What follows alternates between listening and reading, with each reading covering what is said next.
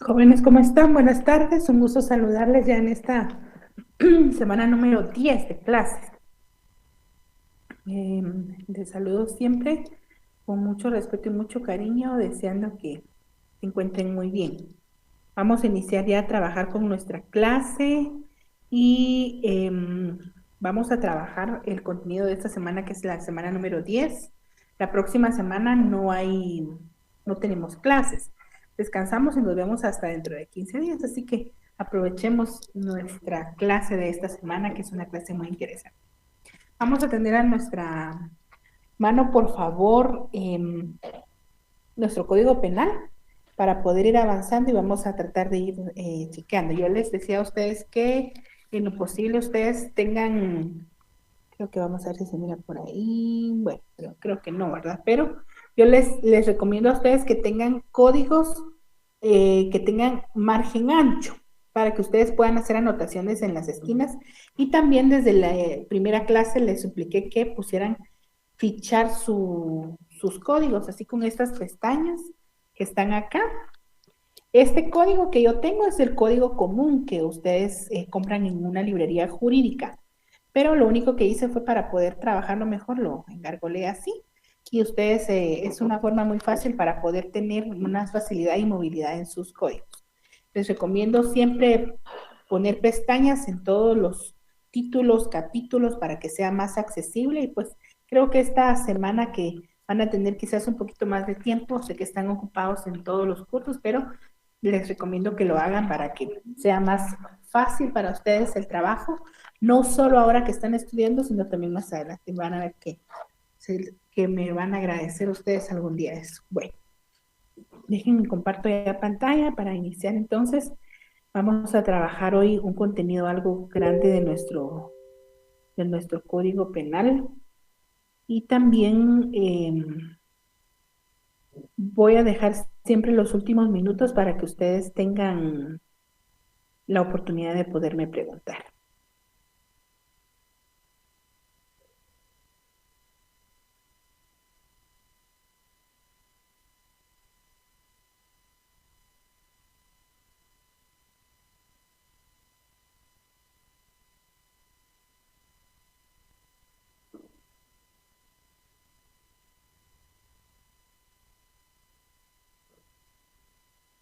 Ahorita solo me abre mi presentación. Bueno, vamos a trabajar entonces en esta oportunidad. Vamos a trabajar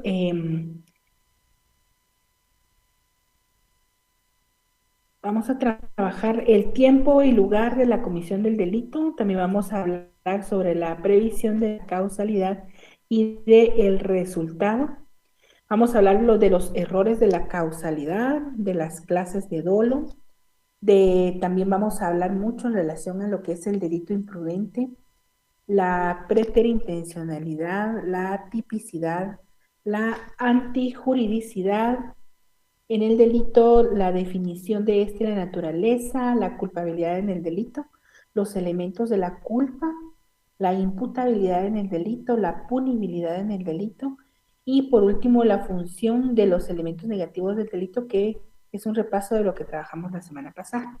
Tenemos ya, si no estoy mal, unas 2 semanas de estar avanzando en relación específicamente a lo que es la ley penal. Cuando hablamos de la ley penal estamos hablando no solo del Código Penal, sino dijimos que hablábamos de todas las leyes que tienen contempladas dentro de su ordenamiento jurídico, dentro de su normativo o dentro de su articulado, delitos. Eso es una ley penal, ¿verdad?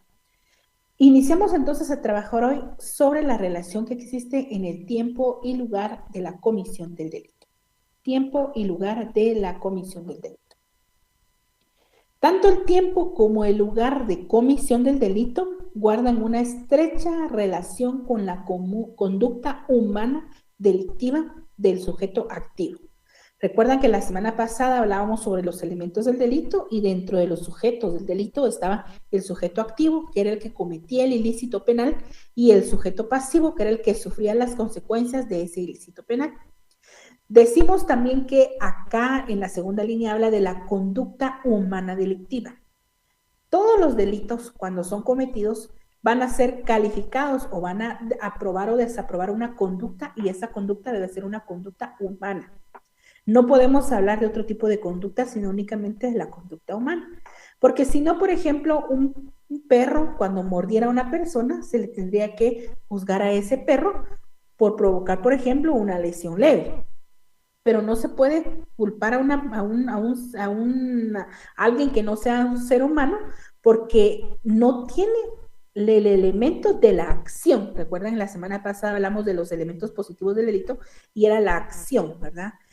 Y cuando hablamos de la acción es el ánimo de cometer ese delito. Entonces, cuando se habla del tiempo y lugar de la comisión del delito, vamos a hablar de la conducta humana de esa persona, que es el sujeto activo, que es el que comete el delito, llamada dice acción o omisión. Recuerdan que hablamos que habían delitos, hay delitos por acción y por omisión. Los delitos de acción es hacer una cosa que estaba prohibida y los de omisión es no hacer lo que debemos hacer en el momento preciso. Porque dice, depende de cuándo y dónde se realizaron estas, es decir, la conducta de acción o de omisión, para identificar el tiempo y el lugar de la comisión del ilícito penal.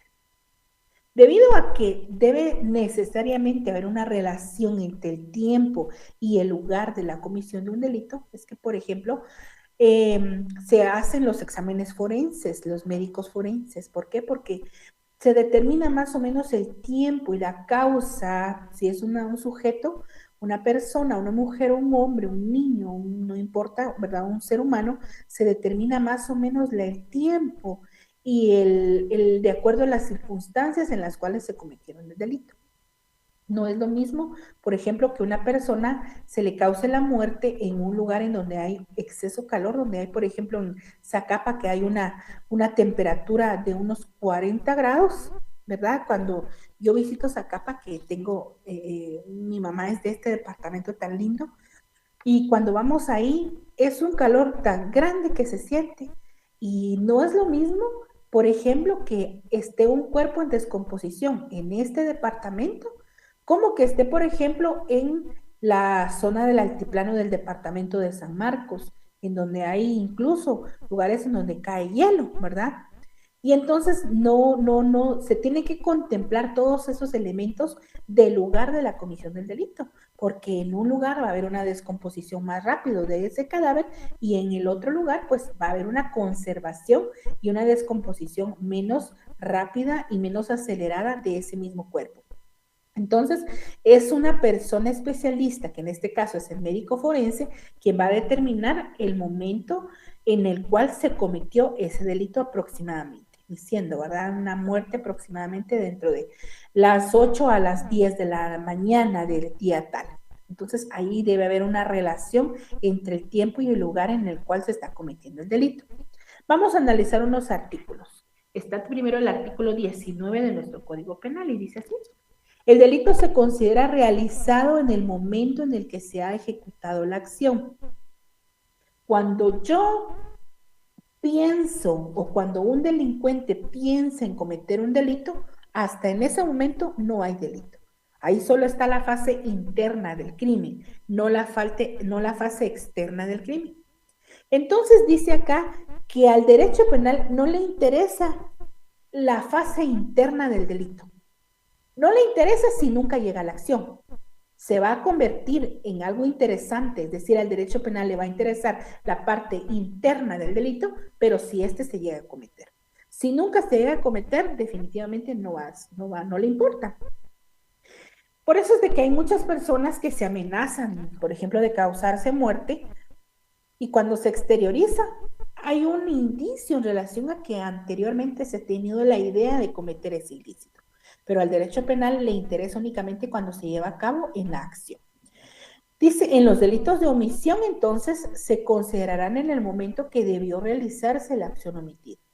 El delito se considera como ejecutado en el preciso momento en que el sujeto activo exterioriza su conducta típicamente delictiva y cuando se trate de un acto que sea proveniente de la concurrencia de varias acciones y se refiere esencialmente o en última instancia a la causa directa del resultado.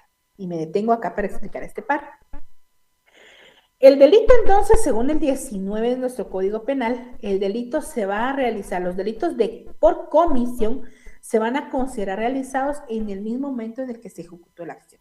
Y en los de omisión, en el momento en el que debió haberse realizado y no se hizo. El delito entonces se va a considerar como un delito que está ejecutado, dice en el preciso momento en el que el sujeto activo va a exteriorizar esa conducta típicamente delictiva. Si no se exterioriza, no es materia del derecho penal, quizás de la psicología, para una persona que tenga pensamientos pero nunca los lleve a cabo.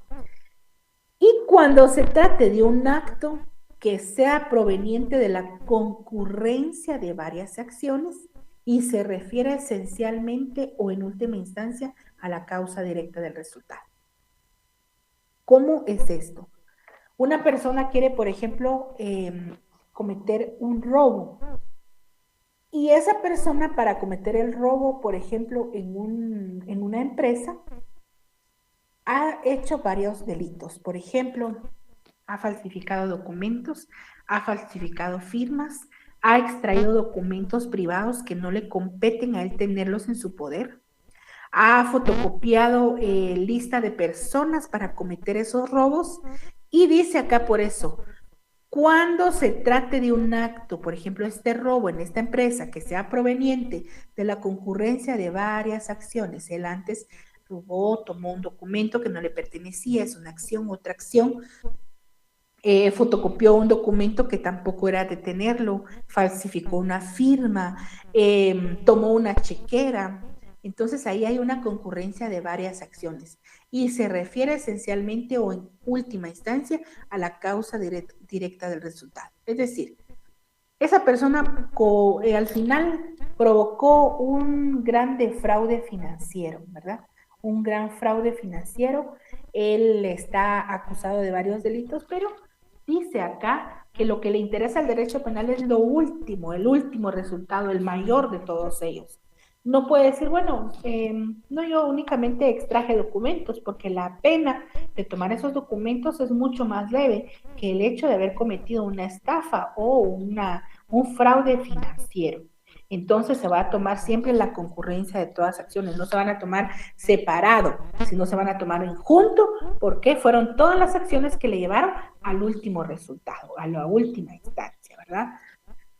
Una persona que quiere, por ejemplo, cometer un delito de secuestro, esta persona que secuestra anteriormente roba un vehículo para que no sea identificado, amenaza al chofer del vehículo para que le entregue el vehículo, viola leyes de tránsito porque en la huida toma vías en donde no era correspondiente, comete hechos de tránsito porque en la velocidad en la que llevaba le golpea a otros vehículos. Entonces todas esas acciones le llegan al final a la comisión del delito, que es ese secuestro. Pero se van a analizar todas las acciones para buscar por qué motivo, por qué fue que estaba haciendo eso, ¿verdad?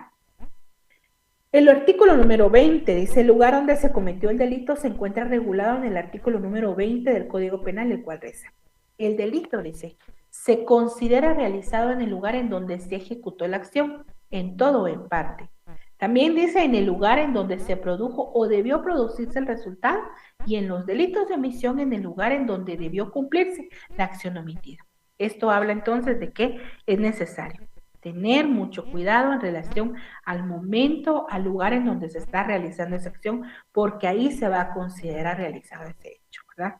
En donde debió cumplirse esa acción que está omitida. La determinación del lugar de la comisión del delito es de importancia en lo relacionado con la delimitación de la competencia de los tribunales de justicia. Voy a terminar de leer y después les explico. Para el juzgamiento de los delitos que se cometen en dicho sentido, el delito es considerado cometido en primer lugar en el lugar en el cual se llevó a cabo la acción o en todo o en parte, y si por cualquier motivo no se puede establecer entonces se va a considerar cometido en el lugar en el cual se produjo o tuvo que producirse el resultado, y en los delitos de omisión en el lugar en donde tuvo que llevarse a cabo la acción omitida. Es necesario contemplar entonces en dónde se comete el delito, en el tiempo y en el lugar en donde fue cometido el delito, porque tiene importancia en relación a conocer cuál es la competencia de los tribunales de justicia. por ejemplo, si se comete en la ciudad de Quetzaltenango, ahí hay un juzgado de primera instancia penal, que es el competente para conocer de los asuntos relacionados a su competencia.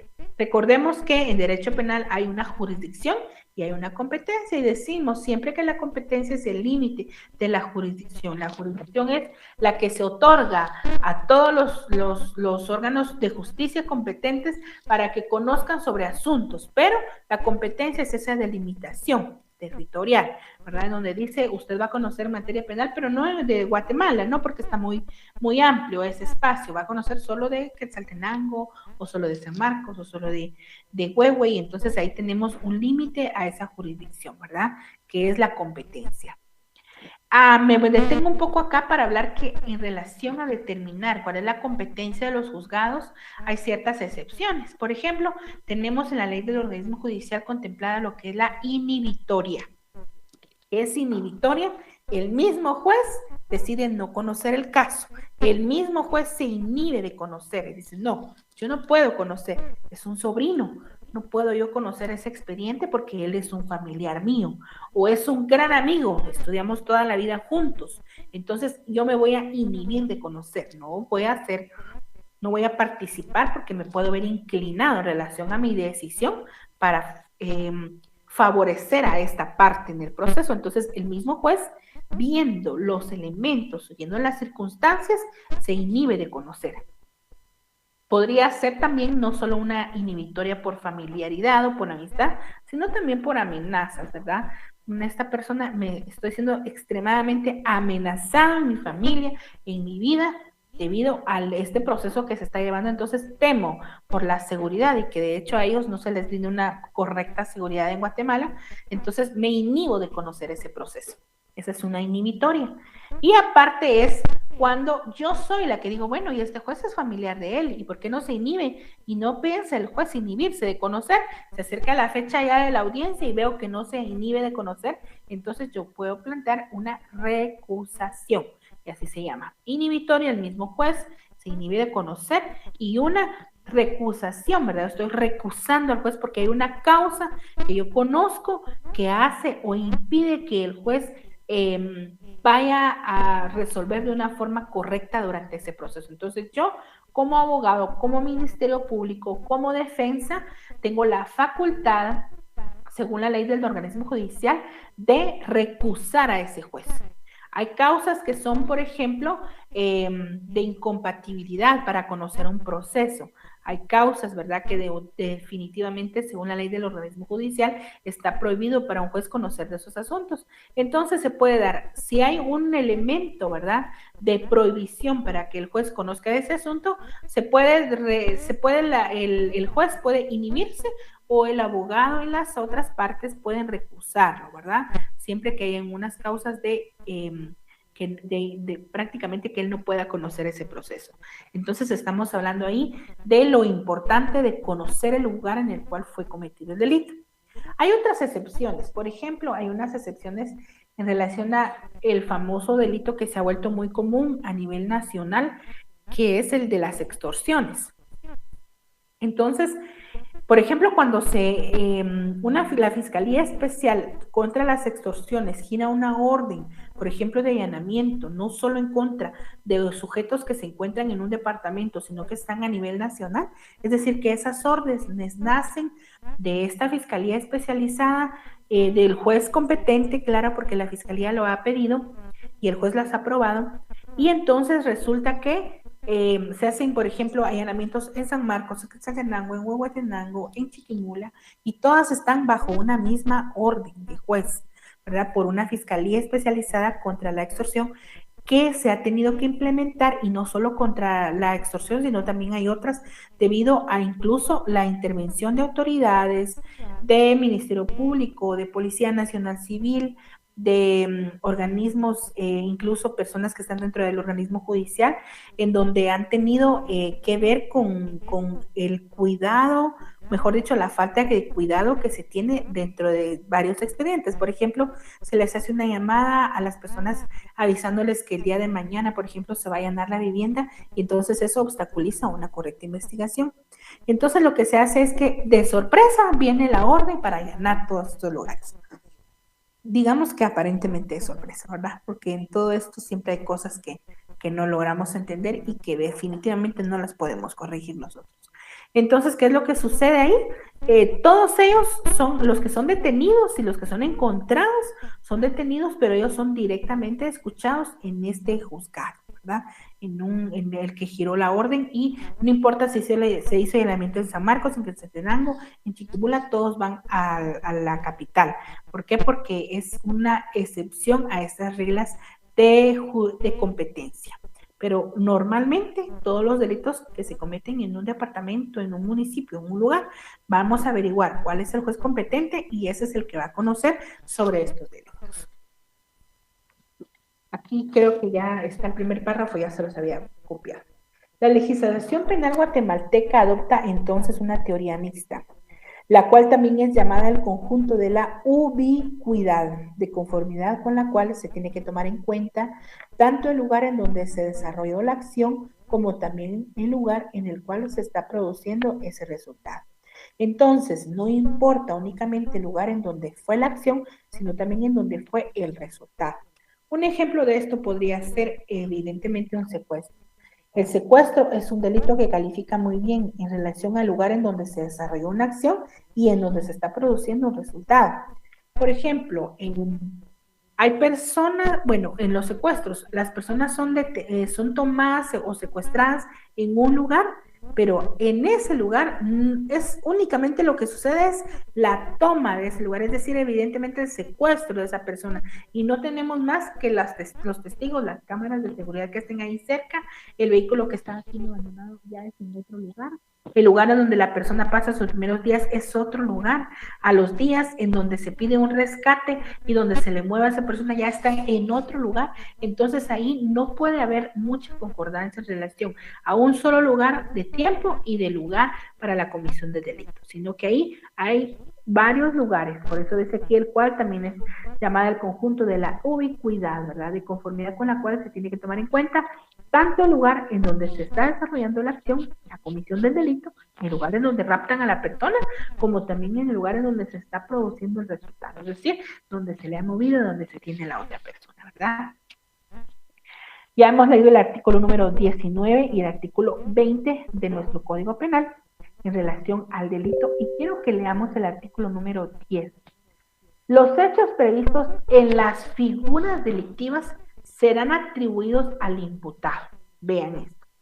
Cuando fuera en consecuencia de una acción o omisión normalmente idónea para producirlos, conforme a la naturaleza del respectivo delito y a las circunstancias concretas del caso, o cuando la ley expresamente lo establece como consecuencia de determinada conducta. Vamos a poner mucha atención a este artículo. Este artículo es básico para entender la comisión de un delito. Todo delito debe tener una relación de causalidad. Si no existe la relación de causalidad, entonces hay que ver qué es lo que está pasando, porque no hay coordinación para la comisión de un delito. Quiero leerlo nuevamente con ustedes. Dice, los hechos previstos en las figuras delictivas, es decir, todos los delitos que están dentro del Código Penal, van a ser atribuidos al imputado, es decir, la persona que está señalada de haber cometido esa figura delictiva. Dice, cuando fuera en consecuencia de una acción o de una omisión normalmente idónea para producirlo. Yo no puedo decir, por ejemplo, es que yo le disparé el arma de fuego a él, pero es que yo nunca pensé que lo iba a matar. No, claro que no. Ahí sí hay una relación de causalidad, porque dice, cuando fuera en consecuencia de una acción o omisión normalmente idónea para producirlos. Todos sabemos que cuando alguien le dispara con un arma de fuego a otra persona, lógicamente puede fallecer, la puedo herir, la puedo lastimar. Entonces ahí hay una acción o omisión normalmente idónea para producir ese delito. Conforme a la naturaleza del respectivo delito y a las circunstancias concretas del caso o cuando la ley expresamente lo establece como consecuencia de determinada conducta. Es decir, que tiene que haber en la comisión del delito una relación de causalidad. ¿verdad? Tiene que existir esa relación de causalidad. No hay relación de causalidad, por ejemplo, cuando yo voy manejando un vehículo y ese vehículo viene una persona y se tira, porque así pasa ahora.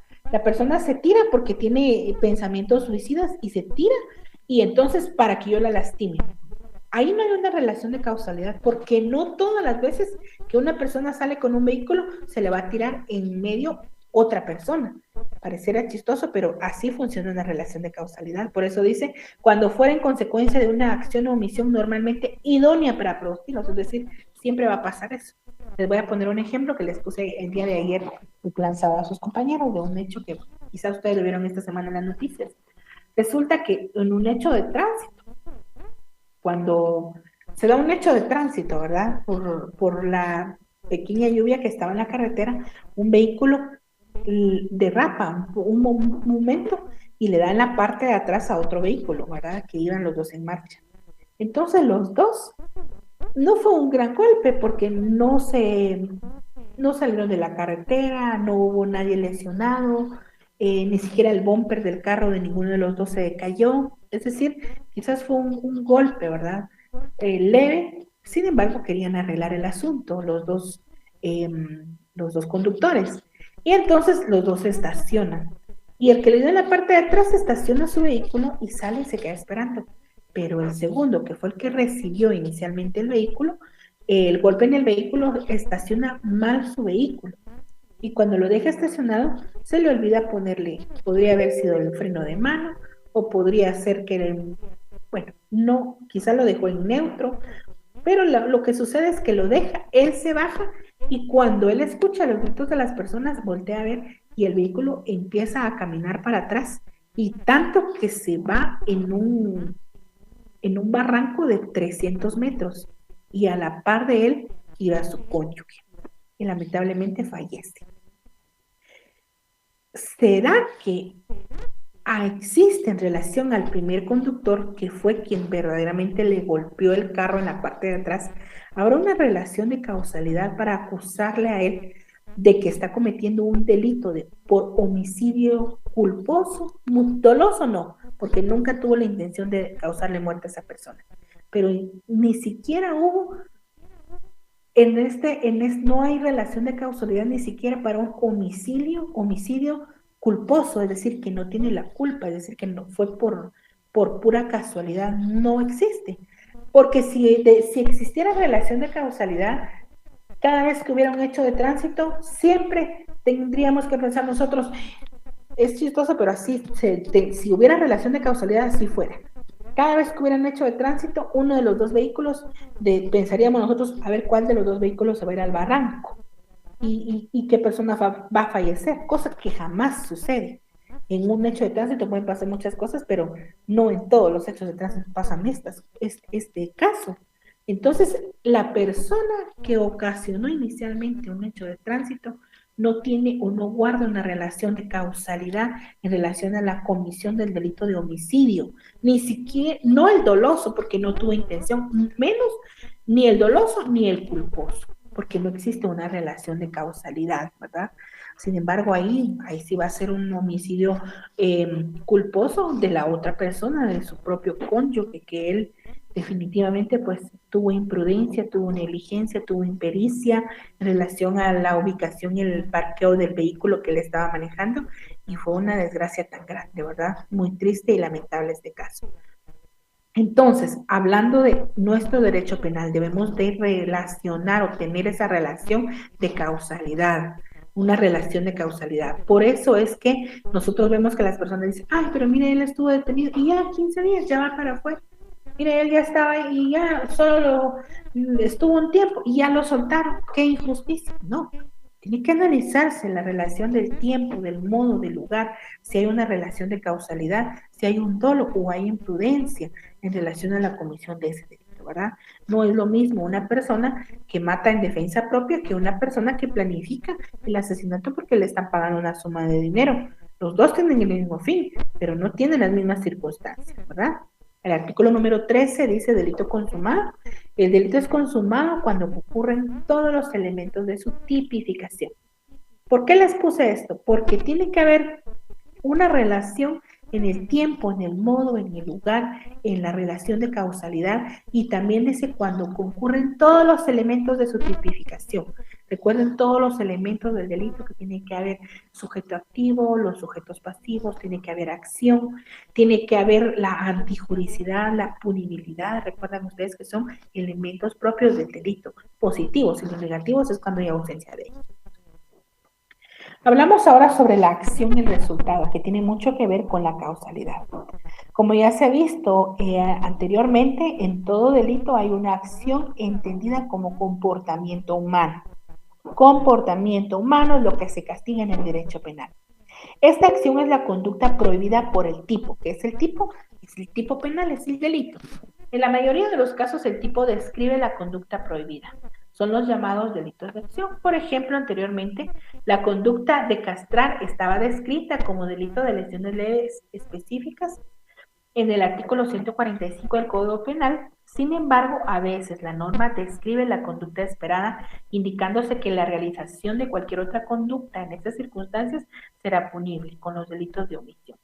El artículo 156 del Código Penal sanciona al que omite auxiliar a una persona desamparada. Ese es un delito de pura omisión, es decir, la acción prohibida será cualquier acción distinta a la que se le está prestando al auxilio de una persona.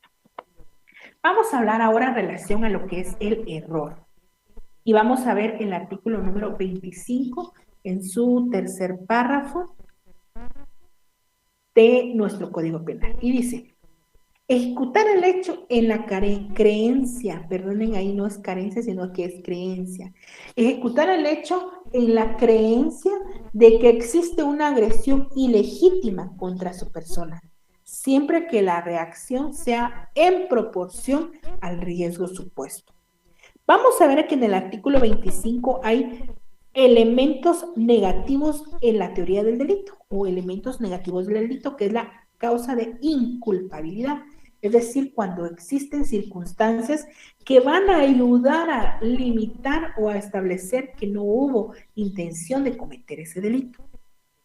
Dentro de esas causas de inculpabilidad, que también las vamos a llamar como causas de exclusión de la acción, es decir, que no se tenía la intención de cometer ese delito, vamos a encontrar en primer lugar el miedo invencible. Segundo, la fuerza exterior. Y el tercero, que es el error, que es el que vamos a hablar ahora. El error dice, según este tercer párrafo del 25 del Código Penal, dice ejecutar el hecho en la creencia racional de que existe una agresión ilegítima contra su persona, siempre que la agresión sea en proporción al riesgo supuesto. A eso es a lo que se le llama la legítima defensa putativa, o también se le dice en la doctrina como el aberratio ictius. ¿Qué es el error? Es ese aberratio ictius, y les voy a explicar. Dice, ejecutar un hecho, ejecutar algo delictuoso, una conducta delictiva, en la creencia racional de que existe una agresión contra mi persona legítima. Pero dice que la acción, que la reacción sea proporcional al riesgo supuesto. Les pongo un ejemplo fácil. Resulta que yo salgo todos los días, por ejemplo, a las 9 de la noche del trabajo. Yo tengo que, obligadamente, después de donde yo me quedo, donde dejo el vehículo parqueado, tengo que caminar, digamos, hagamos cuenta que son 5 cuadras. Pero resulta que en ese lapso en lo que yo tengo que caminar desde mi vehículo para mi vivienda, entonces, o puede ser de un bus, digamos un bus, yo me bajo, tomo un autobús y yo para llegar tengo que caminar esas 5 cuadras. Pero desde varios días siento que una persona me persigue. Me persigue, cuando yo volteo a ver, ahí viene atrás de mí, trato yo en lo posible de caminar rápido, pero ya tengo varios días de que esa persona me está persiguiendo. Entonces yo digo, esta persona me va a hacer algo, se me va a acercar cada día, entonces yo mejor me voy a llevar un arma blanca, tomo una navaja en mi cartera, la meto dentro de mi cartera y digo, voy a esperar a que esa persona, si se me acerca, yo la voy a herir. Voy a hacer algo y salgo corriendo. Entonces resulta que esa misma noche, cuando yo llevo el arma blanca ya en mi cartera, cuando estoy avanzando veo que esa persona se acerca más a mí con pasos más rápidos para verdaderamente alcanzarme. Y cuando yo siento que la tengo demasiado cerca, sin identificarla, yo le propicio una lesión o le agredo a esta persona con el arma blanca que yo tengo en la cartera. Cuando la persona me habla, me doy cuenta que es un vecino y el vecino justamente a esta hora que yo regreso, él regresa a esa misma hora. Y el vecino no se había dado cuenta en días anteriores que yo era, y ese día se dio cuenta que yo era la que iba ahí adelante y decidió alcanzarme. Entonces hay ahí un error, un aberratio ictius. ¿Por qué? Porque dice ejecutar el hecho, es decir, herir a la persona en la creencia de que existe una agresión. Yo estaba segura que esa persona me iba a asaltar, me iba a lastimar, iba a provocarme algún daño. Entonces yo pienso que me va a agredir, entonces yo le propicio una agresión a mí, ¿verdad? A esa persona. Ahora dice, siempre que la reacción sea en proporción al riesgo supuesto. No es una reacción en proporción al riesgo supuesto el hecho de que, por ejemplo, yo en lugar de un arma blanca, me lleve un arma de fuego. Y yo digo, ahora cuando él venga cerca, yo le voy a disparar. Y entonces esta persona ni siquiera se me está acercando mucho y cuando yo volteo saco el arma de fuego y le causo la muerte. Ahí no hay un error, porque ahí hay una reacción desproporcionada al riesgo que supuestamente yo iba a tener, ¿verdad? Este es un ejemplo de un error según el 25 número 3 de nuestro Código Penal. Vamos a ver otro ejemplo. Tenemos, por ejemplo, el artículo 26, numeral 9. Y vamos a ver que el artículo 26 tiene circunstancias atenuantes en un delito. Vamos a conocer que en el 26 tenemos las circunstancias atenuantes y en el 27 tenemos las circunstancias agravantes. Las circunstancias atenuantes son los elementos que pasan de forma accidental en un delito. Son elementos accidentales del delito. Por ejemplo, la inferioridad psíquica, esa es una circunstancia atenuante.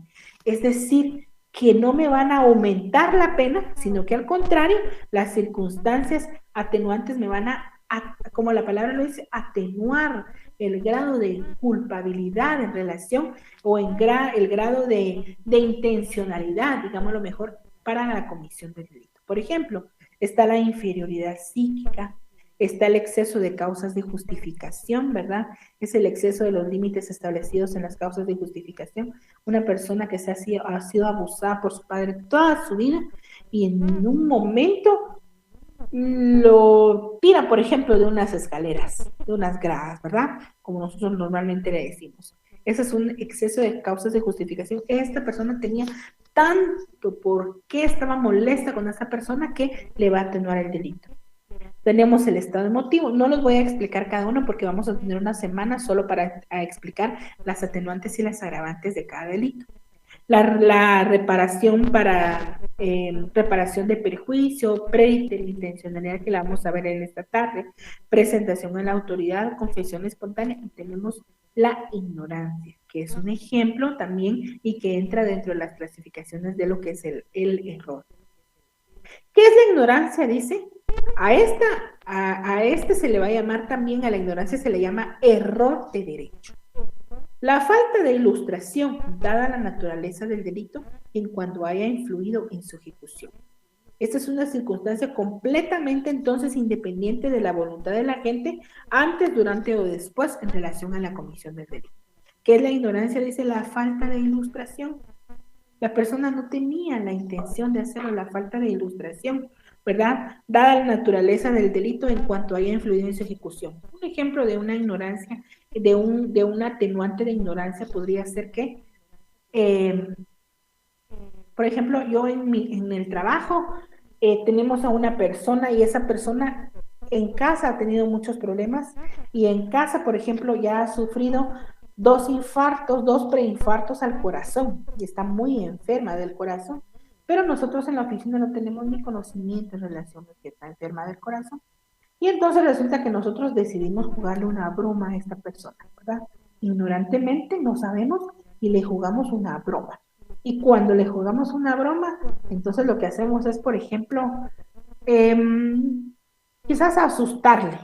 Él le tiene pánico a los ratones y entonces en la mesa en donde él se va a sentar le colocamos un ratón. Y al inicio era una broma. Entonces la persona, recuerden ustedes que el derecho penal castiga las acciones personalmente. Lo planificó toda la oficina, pero el que le puso el ratón en la mesa, a él es el que le va, ¿verdad?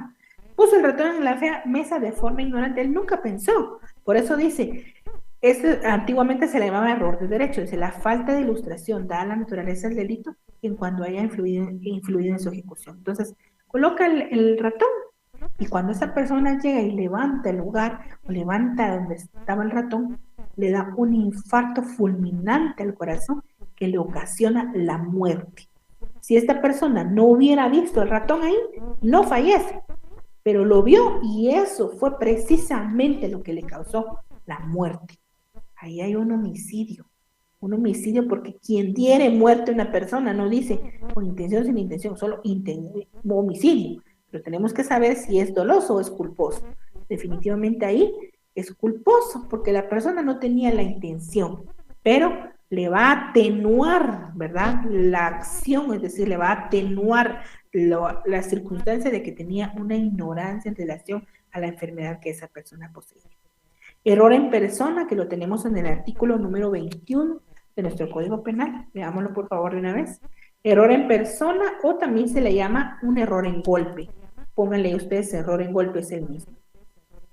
Quien comete un delito será responsable de él, aunque su acción recaiga en persona distinta de aquella a que se proponía ofender, o el mal causado sea distinto del que se proponía ejecutar. Este sí es un error en persona, pero este es error sí castigable, más que los otros. Por ejemplo, dice una persona, es que a mí me pagaron para matar al señor Juan Pérez, pero me equivoqué y en lugar de matar al señor Juan Pérez, le causé la muerte al señor José Pérez. Ahí hay un error, no me pueden decir que porque yo no a él no lo quería matar, sino que yo quería matar a la otra persona. Ahorita no importa, como solo es error en persona, no importa, ¿verdad? Porque dice, quien cometa un delito, quien comete un delito será responsable de él, aunque la acción recaiga en personas distintas. No mató a Juan, sino mató a José, de aquella a quien se proponía ofender, o el mal causado sea distinto del que proponía ejecutar.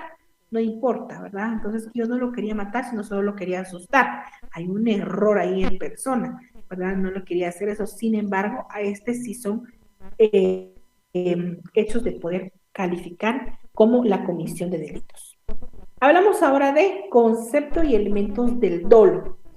Me preguntaban, no sé si ustedes o otro grupo de estudiantes, ¿qué es el dolo y qué es la culpa? Y creo que yo creo que sí fueron ustedes.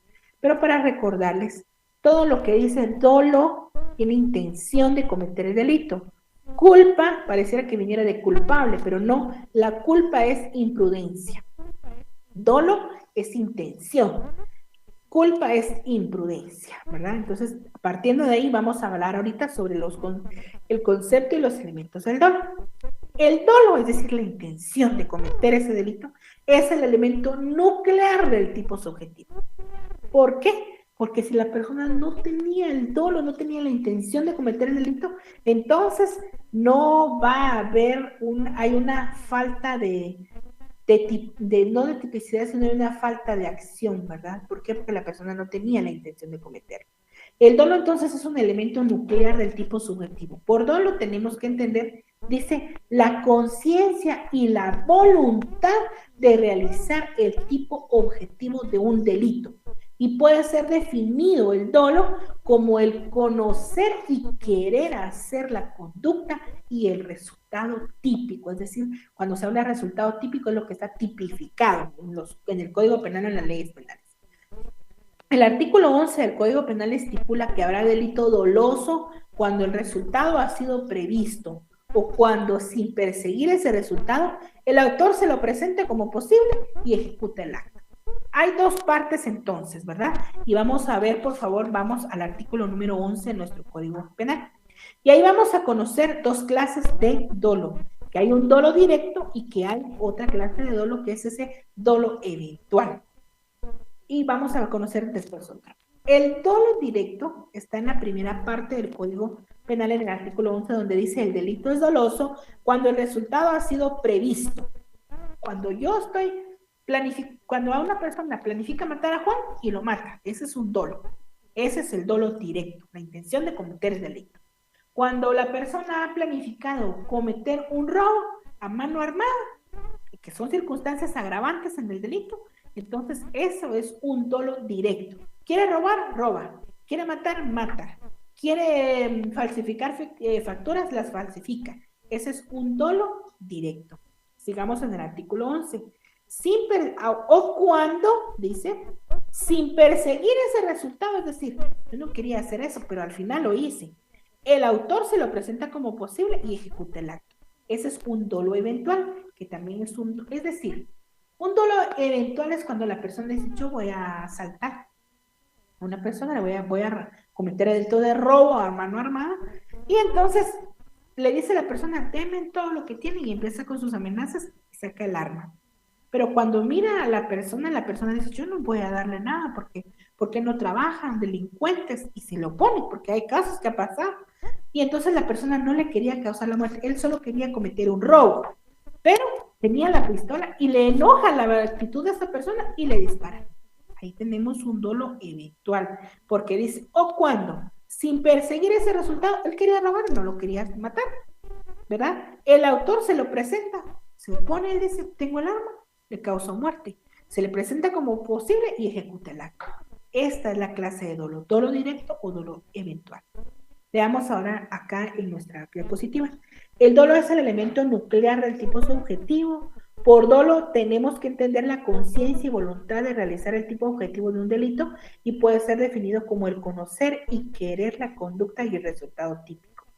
El artículo 11 del Código Penal estipula que habrá delito doloso cuando el resultado ha sido previsto, dolo directo, o cuando, sin perseguir ese resultado, que es el dolo eventual, el autor se lo presenta como posible y entonces ejecuta el acto.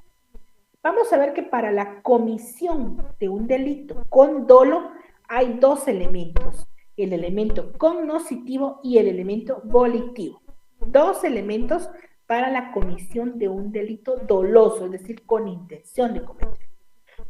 El elemento cognoscitivo dice, para actuar dolosamente, el sujeto de la acción debe saber qué es lo que hace y conocer los elementos que caracterizan su acción como una acción típica, es decir, que debe estar consciente que lo que va a hacer está mal, que es un delito. Tampoco tiene que aprenderse de memoria artículo 123, quien diere, muerto una persona, será sancionada. No, tampoco es aprenderse de memoria, que sepa de memoria los delitos, no, pero dice conocer los elementos que caracterizan su acción normalmente.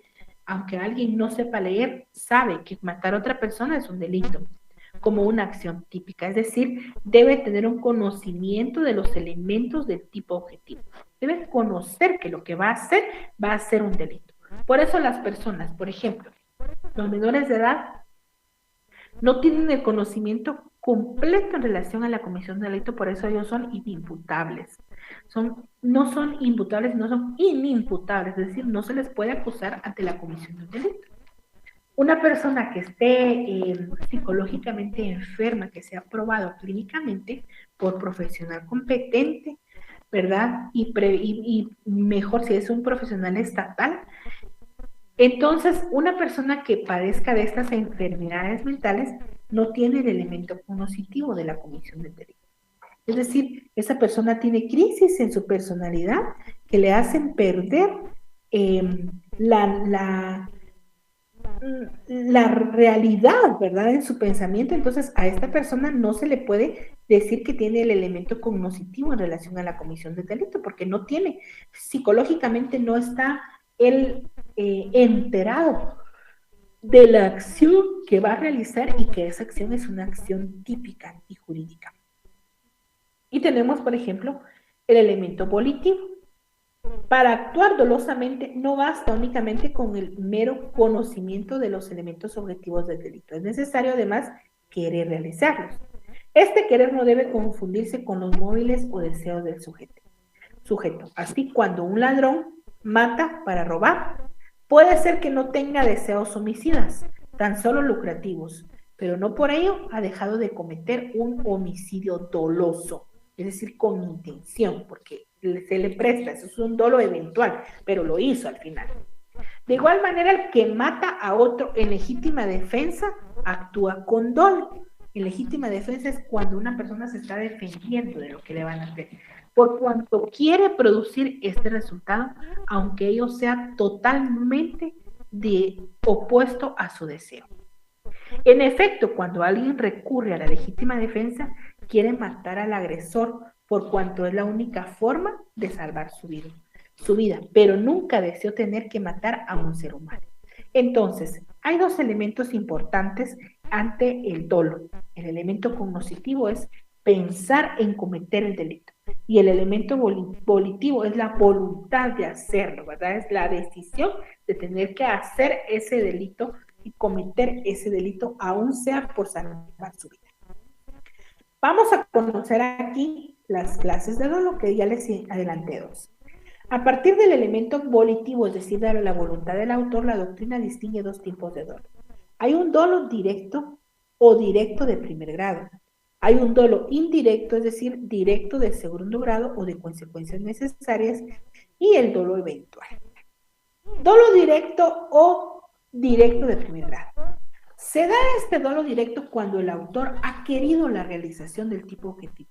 En este caso, el autor o la persona que ha cometido el delito ha decidido. Esta persona no tiene duda en relación a la comisión del delito, ¿verdad? El resultado es la actividad, es querida directamente como fin. Por ejemplo, un ejemplo de un dolo directo es: Rosario quiere matar a Luis y dispara sobre él. Wilson quiere evadir al fisco y para hacer eso falsifica las facturas con esa intención. Es decir, que se planea todo y se hace, se logra. Ese es un dolo en primer grado. En segundo tenemos el dolo indirecto. El directo de segundo grado o de consecuencias necesarias es el resultado.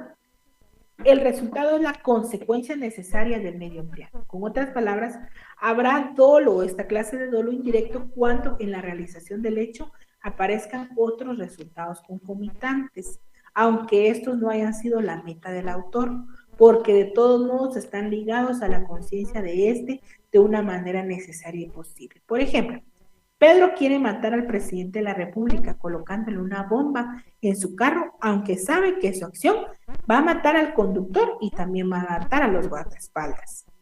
Él ha sido previsto, ¿verdad? Él ha previsto lo que va a suceder. El artículo 11 del Código Penal incluye también lo que es el dolo directo. Vamos con el dolo eventual. El sujeto se presenta el resultado, un efecto concomitante, ¿verdad?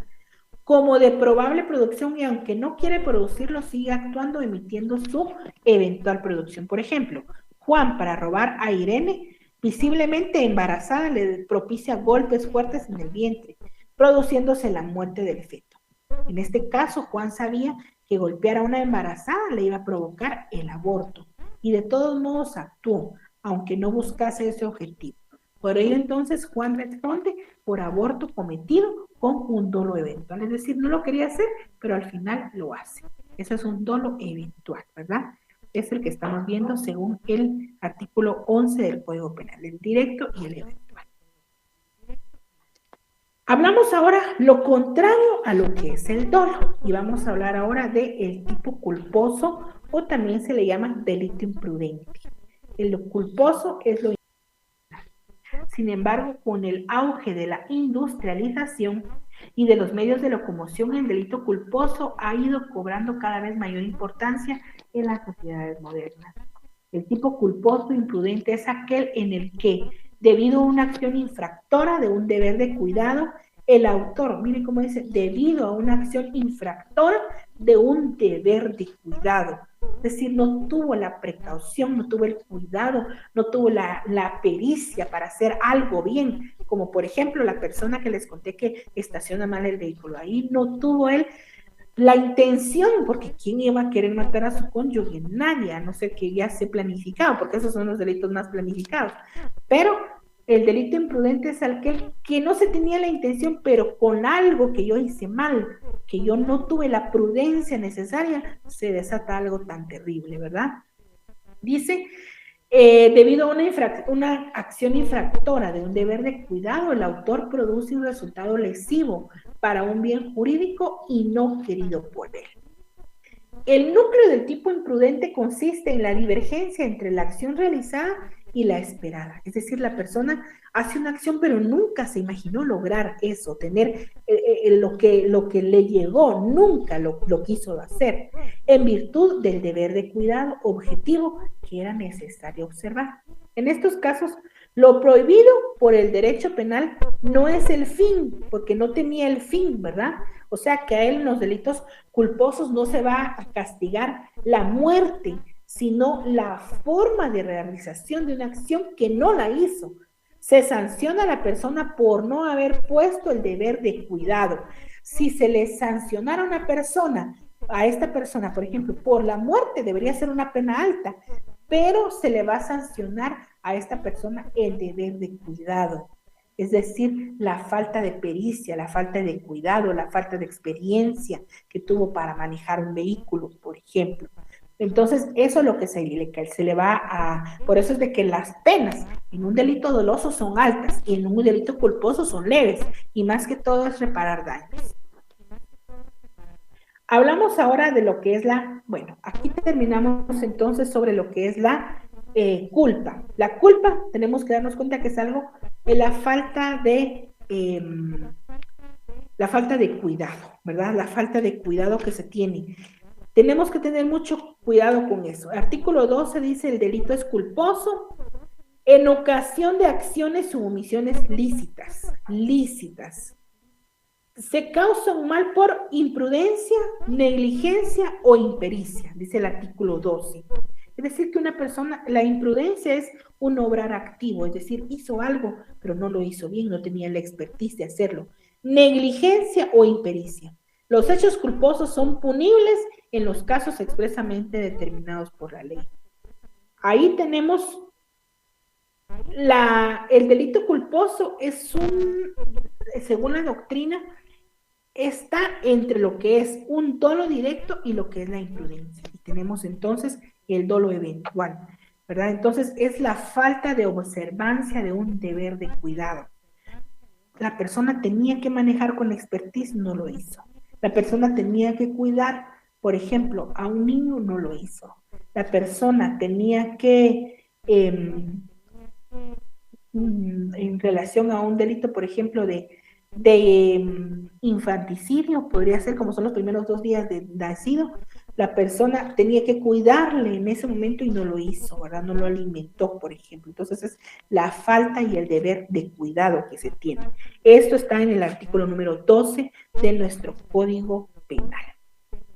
Muy bien, vamos ahora sí a hablar sobre la tipicidad y antijuricidad, que es el tipo de injusto, es decir, de los delitos penales. La tipicidad la vamos a calificar como que una conducta esté tipificada como prohibida o esté contemplada como prohibida dentro de nuestras leyes penales. Y la antijuricidad es la violación que se hace o las conductas que se hacen contrarias a la protección que otorga el Estado. Tras el estudio de la acción y de la tipicidad, el siguiente estrato de la teoría del delito es la antijuricidad. Según Muñoz Conde, por antijuricidad se entiende la contradicción entre la acción realizada y las exigencias del ordenamiento jurídico. La antijuricidad es un juicio negativo de valor que recae sobre un comportamiento humano y que indica que ese comportamiento es contrario a las exigencias del ordenamiento jurídico. El concepto de antijurídico es un concepto unitario, válido para todo el ordenamiento jurídico. Lo que es antijurídico para el derecho penal lo es también para el civil. Sin embargo, no todo lo antijurídico es penalmente relevante. Tan solo los comportamientos antijurídicos descritos en el tipo penal serán relevantes. Un incumplimiento contractual es antijurídico, pero no le interesa al derecho penal. Por lo tanto, no será entonces un delito. Lo antijurídico es las acciones que nosotros hacemos en contra de las conductas que se consideran como positivas y como buenas dentro de nuestro ordenamiento jurídico. Eso es lo antijuricidad, es eso, es actuar en contra de lo que está típicamente permitido y actuar en contra de ello nos hace la comisión de un delito cuando está contemplando dentro de las leyes penales. Es decir, que lo antijurídico es, por ejemplo, si dice el deber de cuidado de los padres, lo antijurídico es la falta de cuidado. Lo típico es, por ejemplo, darle muerte a una persona, lo antijurídico es violentar el derecho que está en la Constitución de protección a la vida con la comisión de un delito, ¿verdad? Como podría ser un asesinato, un homicidio. Entonces estamos hablando de la tipicidad, lo que está prohibido por la ley, y lo antijuricidad es la conducta contraria a la protección que hace el ordenamiento jurídico para salvaguardar la vida de los que estamos bajo el resguardo de ese Estado. Veamos que la antijuricidad, a veces se le agrega a veces antijuridicidad, pero viene siendo es la contradicción de la realización del tipo de una norma prohibitiva con el ordenamiento jurídico en su conjunto. La violación de los preceptos prohibitivos definen una conducta típica. Se hace un indicio de antijuricidad. Es necesario establecer si la conducta típica realizada tiene una causa de justificación para determinar su antijuricidad. Es decir, si la acción típica se ha cometido en legítima defensa o en estado de necesidad o el cumplimiento de órdenes o con consentimiento, etcétera, entonces la conducta, siendo típica, no es antijurídica y por lo tanto no hay delito. Es decir, que por ejemplo, ante la comisión de un delito en contra de la vida, tenemos que verificar si se hizo en legítima defensa, si se hizo en estado de necesidad, por ejemplo, un allanamiento, el cumplimiento de las órdenes, por ejemplo, para causarle muerte a una persona, se hizo bajo el cumplimiento de órdenes de otro sujeto. Entonces tenemos que analizar qué cosas vienen siendo antijurídicas verdaderamente y cuáles no. Hablamos ahora sobre la preterintencionalidad. El prefijo preter proviene del latín praeter y designa algo que va más allá, en este caso de la intención, o sea, de lo que tuvo en vistas el sujeto al realizar la acción o omisión. Esta calificación es usada en especial en el ámbito del derecho penal para designar a los delitos que, teniendo en vistas la consecución de un fin contrario al derecho, ocasionan otro daño, no teniendo en cuenta por el autor, pero relacionado causalmente con el hecho cometido, por lo cual resulta que se debió haber previsto tal posibilidad de ocurrencia, aunque para que se configure la preterintencionalidad, el autor no debió haber tenido en cuenta ese desenlace. Leamos qué es la preterintencionalidad según el artículo 26. Tenemos en el artículo número 26, tenemos las circunstancias atenuantes del delito.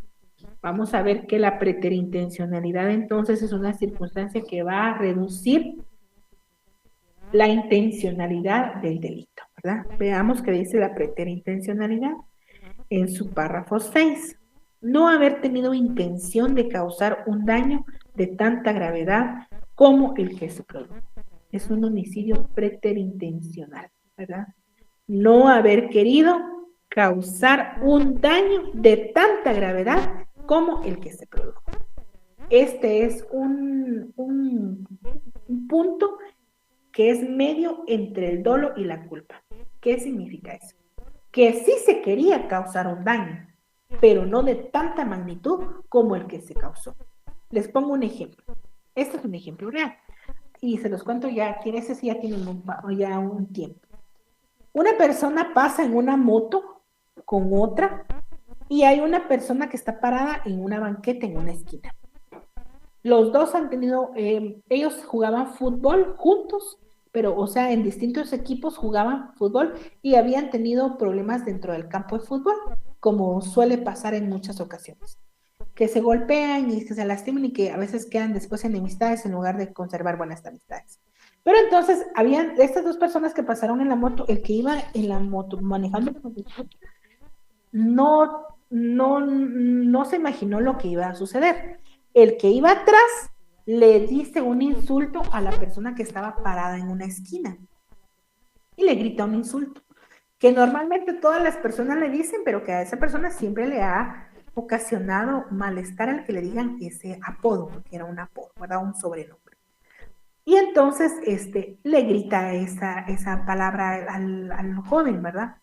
Y entonces él se enoja de tal forma que lo espera en la otra esquina porque sabía que iba a regresar y se pone en la otra esquina y toma una piedra en la mano.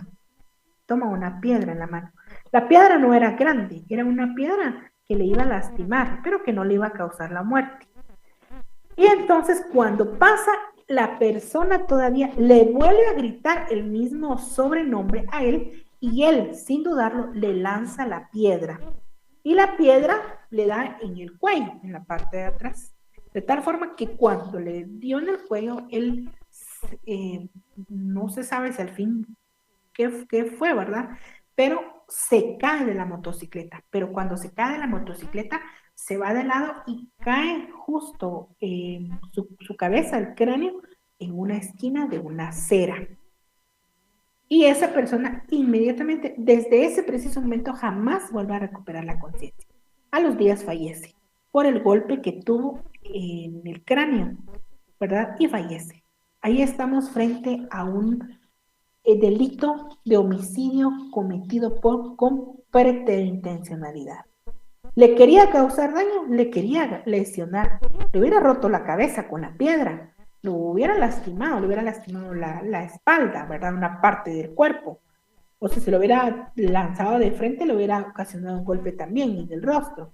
Pero nunca se imaginó él que iba a fallecer, es decir, que le causa el golpe, se cae y a causa del golpe es que pierde la conciencia y de ahí se dan otras cosas que también hay un poco de negligencia médica porque es un caso real que les comento y suceden otras cosas. Leamos nuevamente la preterintencionalidad, dice, no haber tenido intención de causar un daño de tanta gravedad, es decir, sí quería causar daño, pero no de tanta gravedad, como el que se produjo.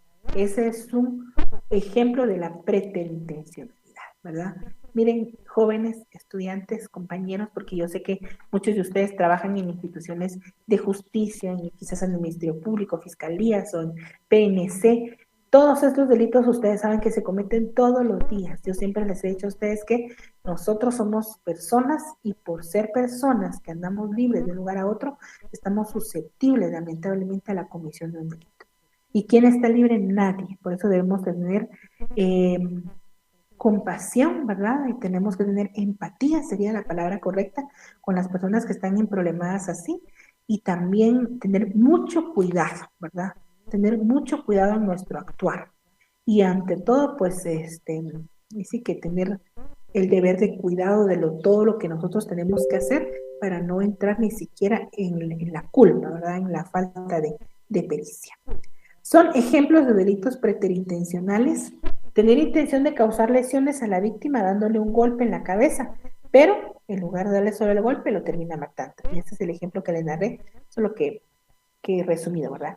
Golpear un boxeador a un hombre robusto, que es un hombre robusto, a una persona de contextura pequeña. Si es un boxeador y él es grande y lo va a golpear y piensa que solo le va a lastimar poco, no, ¿verdad? Lo mata. O golpear a una embarazada para atacarla, a ella, pero le está provocando el aborto.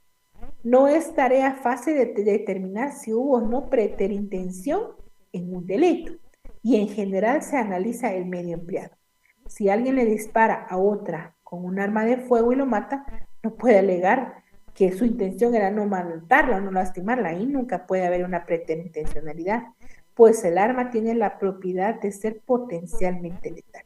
En otros casos quedará a criterio del juez o el tribunal actuante de acuerdo a cada una de las circunstancias del caso. Hablamos ahora de la culpabilidad. El estudio de la antijuricidad y la tipicidad determina si la conducta realizada por el imputado es contraria a la norma. El estudio del injusto, cuando se habla del estudio del injusto, es el estudio del caso, el estudio de la acción que es típica, antijurídica y culpable, es decir, el estudio de la acción que originó el delito. acción típica y antijurídica, es el juicio sobre la conducta. Una vez afirmada la antijuricidad, es decir, que hay un delito, de la conducta del estudio pasa a concentrarse ahora en el autor. Si hay muerte de una persona, hay algo típico. Si esta persona va en contra de las leyes y comete un delito, ya hay antijurídico. Y entonces ahora nos vamos a centrar en la culpabilidad o no del autor. Si de verdad tiene culpa o si no tiene culpa. En ese momento entonces se determinará si sus circunstancias personales pueden eximirlo de la responsabilidad penal por falta en su actuar un elemento del delito que es la culpabilidad. Es decir, que ahí es en la culpabilidad en la que nos vamos a centrar para determinar si una persona es culpable o es inocente, ¿verdad? La culpabilidad. ¿Saben ustedes que, por ejemplo, cuando ustedes ven películas americanas, ven ustedes que en los juicios existe un jurado y aparte hay un juez? En Estados Unidos, por ejemplo, el jurado es únicamente para determinar la culpabilidad o la inocencia. Es decir, ellos no van a decir 10 años está detenido, 15, 20, no. Ellos solo dicen si fue culpable o no fue culpable del delito. Y ya el juez es el que va a determinar la pena. Aquí en Guatemala no es así. En Guatemala no hay jurado, ¿verdad? Porque nuestro sistema de justicia es un sistema acusatorio. Entonces, acá en Guatemala es el mismo juez el que determina la culpabilidad y posteriormente la pena, ¿verdad? Entonces, en este momento se determina si sus circunstancias personales pueden eximirlo, es decir, bueno, ya hay una persona y vamos a determinar si es culpable o no, si lo hizo con dolo o lo hizo con culpa. La culpabilidad puede definirse entonces como el juicio de reproche que se realiza al autor de un hecho delictivo por haber realizado una conducta antijurídica. Una persona que ha cometido un hecho típico y antijurídico es culpable cuando sea un adulto con todas sus facultades. Es culpable cuando tiene todas las facultades de cometer ese delito, es decir, no tiene enfermedades que hagan que su voluntad se vea comprometida y no sepa qué es lo que está haciendo. Que conoce la norma prohibida y sin que exista una circunstancia que haga inexigible una otra conducta. Como se verá entonces adelante, la culpabilidad se confirmará cuando no existan causas que la excluyan. La culpabilidad puede tener causas que eximen la culpabilidad, que son las que están, por ejemplo, en el artículo 25, cuando hay miedo invencible, cuando hay fuerza exterior, cuando hay error, cuando hay obediencia debida y cuando hay una omisión justificada. Eso lo vamos a analizar despacio, así que no tengan pena. Muy bien. Y terminamos. Elementos de la culpabilidad, es decir, cuándo vamos a saber si hay culpabilidad o no en una persona. Para que exista culpabilidad, es necesario que se dé una serie de elementos en los cuales desapareciera la situación de culpabilidad del delito. Primer elemento de la culpabilidad es la imputabilidad o capacidad de culpabilidad, que es, para poder elegir entre distintas opciones es necesario tener un cierto grado de madurez psíquica, así como capacidad para entender lo que está haciendo y comprender la ilicitud de la norma. Por ello, no podrá ser culpable un niño o una persona loca, ¿verdad? Es una palabra mala, pero es una, no podría decir loca, sino digamos una persona con problemas psiquiátricos, ¿verdad? O mentales. Entonces, ahí estamos. ¿Cuál es el primer elemento de la culpabilidad? Que hay una capacidad de la persona, ¿verdad? Si una persona menor de edad, no, y tampoco una persona que esté mal psicológicamente. 2. El conocimiento de la antijuridicidad del hecho cometido.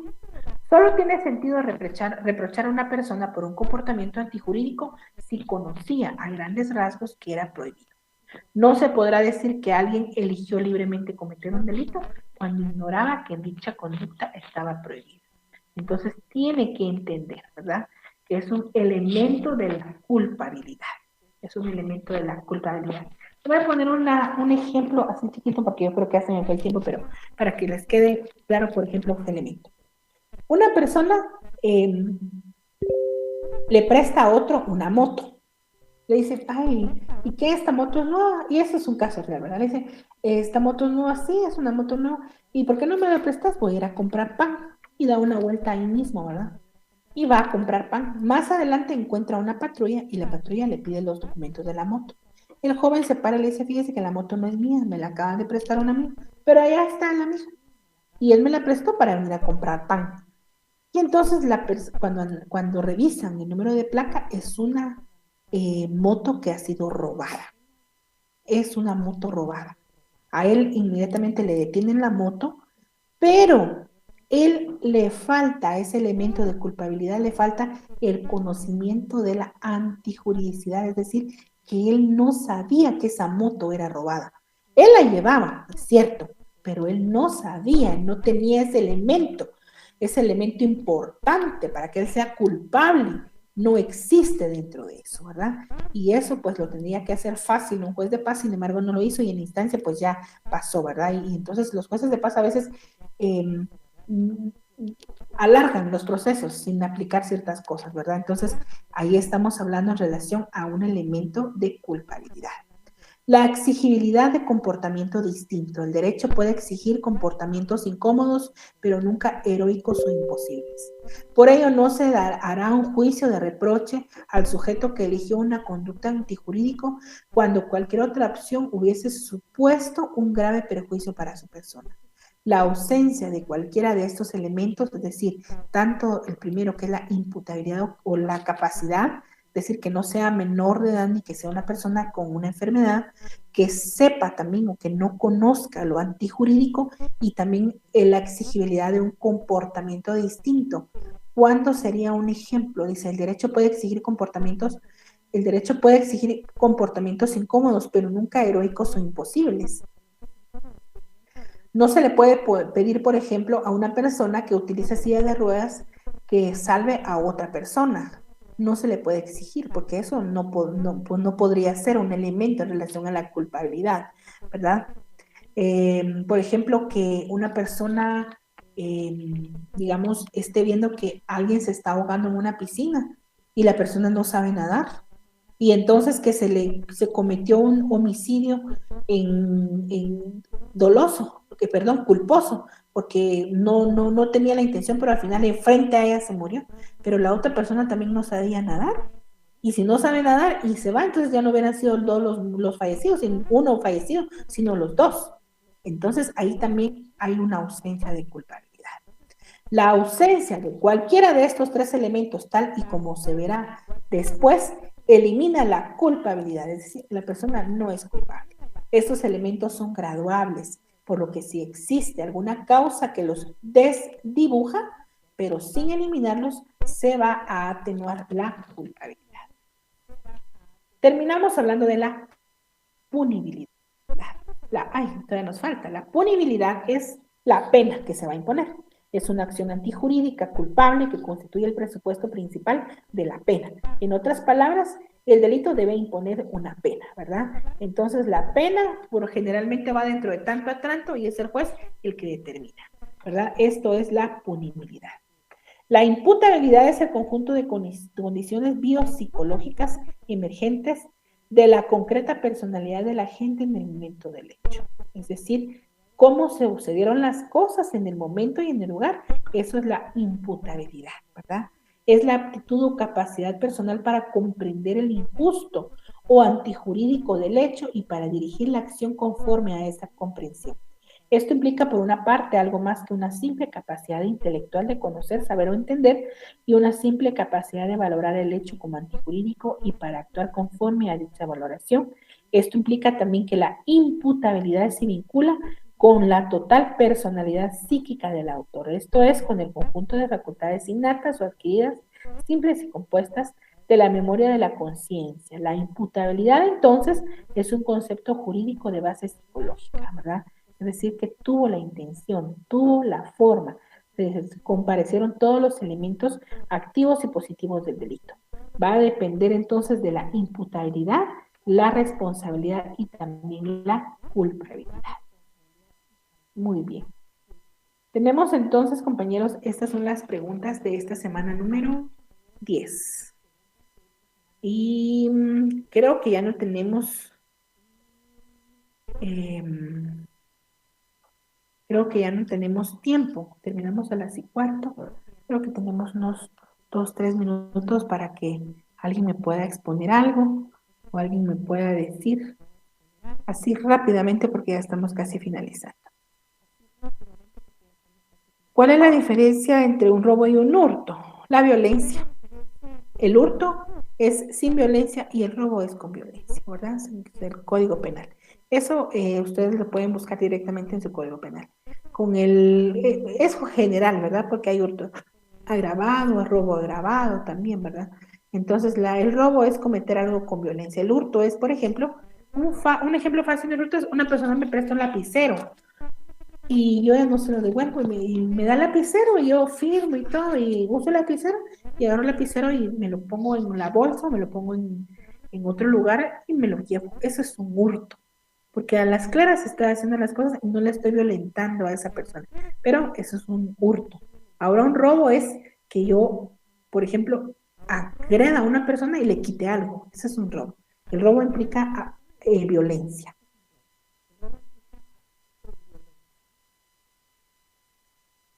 Si el delito se cometió en Quetzaltenango, tiene que ser juzgado en Quetzaltenango. Por lo general, sí, compañera. Por lo general, sí. Si se cometió en Quetzaltenango, se debe juzgar en Quetzaltenango. Si se cometió en Huevo, ¿verdad? Pero, bueno, yo no creo que hagan ahorita, pero por ejemplo, en Quetzaltenango hay juzgado de primera instancia penal en Quetzaltenango, pero por ejemplo en Almolonga no hay. Entonces los lugares que están cerca de Quetzaltenango, los municipios de Quetzaltenango los va a conocer Quetzaltenango. Puede ser que, por ejemplo, Palestina, que está cerca de San Marcos, pero Palestina es de Quetzaltenango, es un ejemplo, porque no es así, pero Palestina, digamos que se comete el hecho en Palestina por quedar quizás más próximo a San Marcos, entonces la competencia la va a tener el juzgado de San Marcos, ¿verdad? Y no el juzgado de Quetzaltenango. Hay cosas que pasan así, ¿verdad? Es decir, que lo que tenemos que saber es dónde se cometió el delito y buscar la competencia del juzgado. Decir, Quetzaltenango, ¿qué lugares conoce? Conoce tales y tales y tales municipios, muy bien. ¿Y cuáles San Marcos tales y tales de Quetzaltenango por la zona costera? Por ejemplo, Coatepeque, ¿verdad? Coatepeque, que tiene que ver, está más cerca de este lado por San Marcos, entonces a veces para apelaciones conoce el de San Marcos, en ciertos ramos, en penal no, pero por ejemplo en trabajo sí. Entonces tenemos que conocer la competencia de cada juzgado. No significa, se dio aquí, ahí va a ser, no. Tenemos que cada juzgado tiene competencia y esos son acuerdos que no están aquí en los códigos. Esos son acuerdos de la Corte Suprema de Justicia y que hay que conocer, ¿verdad? Ya cuando uno está practicando el derecho penal, entonces ya tiene uno que descargar todo eso y estudiar bastante y conocer cuál es la competencia.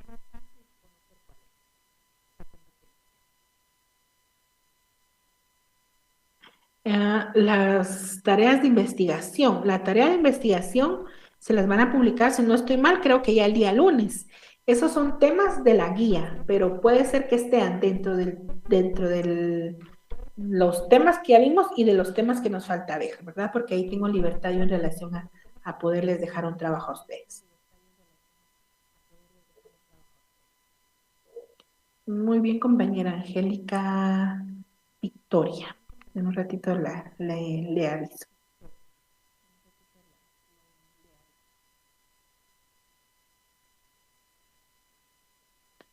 Dice con respecto a la ausencia de culpabilidad, es decir, la ausencia de culpabilidad de una persona que no sea culpable, mientras la persona no haya sido quien dio la acción, se considera inocente y eso va a depender de cada caso, compañera, ¿verdad? Porque por eso yo casi les pongo ejemplos de cada uno de estos con los casos, porque tiene que analizarse todo, tiene que analizarse. Un delito se considera delito cuando están todos sus elementos positivos.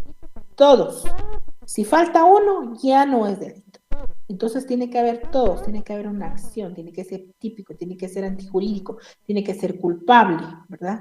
Si están todos esos elementos del delito, entonces ya se determina la culpabilidad. Es decir, si la persona, porque puede haber sido, se le dio la muerte a una persona, sí, están todos los elementos del delito, pero puede ser que hayan, por ejemplo, causas atenuantes o agravantes o hayan causas de justificación.